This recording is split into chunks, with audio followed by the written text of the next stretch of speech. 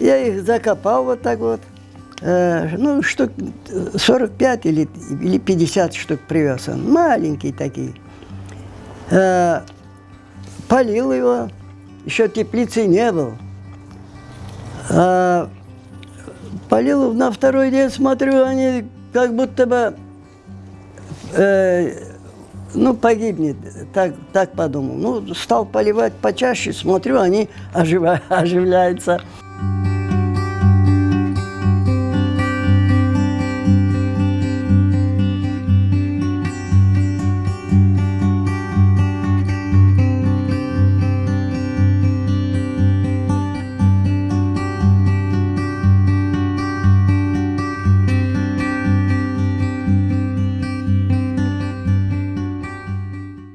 Садоводство все знаю, а только как его черенковать туда-сюда. Что мне надо, я прочитал. А оттуда и начал, у меня все получилось.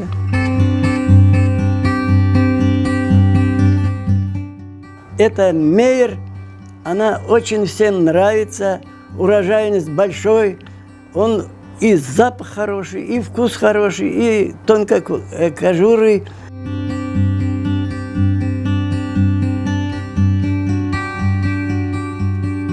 Это радость души.